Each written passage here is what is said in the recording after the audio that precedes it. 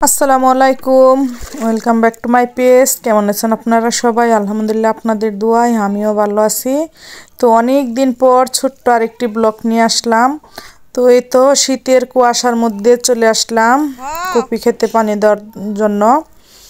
তো এই সকাল সকাল চলে আসলাম এই শীতের মধ্যে পানি দেওয়ার জন্য। আর এই চারাগুলা অনেক ছোট ছোট। তো এখানে রঙিন কপির চারা লাগানো হয়েছে, ওই রংপুর থেকে চারাগুলো আনা হয়েছে। তো আমরা প্রথমে ভাবছিলাম যে যেহেতু সিজনে শেষ হয়ে গেছে লাগাবো না, তারপর আবার অর্ডার দিলাম। একবার অর্ডার দেওয়া হয়েছিল, তো তখন বুসরার বাবা বাড়িতে ছিল না, উমরা করতে চলে গেছিল, তখন একা একা পারবো না বইলা আনলাম না।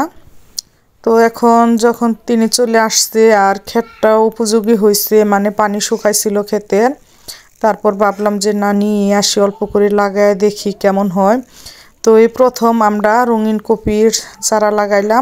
এবার যদি ভালো ফলন হয় তাহলে ইনশাল্লাহ পরের বছর আবার ভালো করে বেশি করে লাগাবো।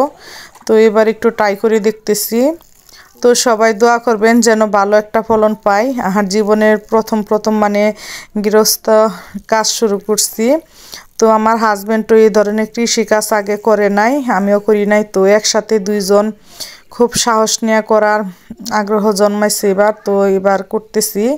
তো এই তো হাতে কলসি, এখন পানি আনতে যাব আর বুসরার বাবা পানি দিবে। তো আমার হাজব্যান্ডের আসলে সমস্ত শীত তার কানে নাকি, মানে যত শীতই লাগুক তার কানে শীত লাগে, এই কারণে মানকি টুপি পরে রয়েছে। তো এই টুপিটা পরলে আমার হাসি পায়। আর ওই তো দেখেন ওই দূরে থেকে আমি কলসি দিয়া পানি নিয়ে আসবো। তো এখন এই শীতের সকালের মধ্যে পানি নিয়ে আসতেছি, একটু কষ্টই হইতাছে, তারপরও কি আর করার, শখ করে যেহেতু সবজি ক্ষেত করতেছি, একটু পরিশ্রম তো করতেই হবে। তো ভালো থাকবেন সবাই।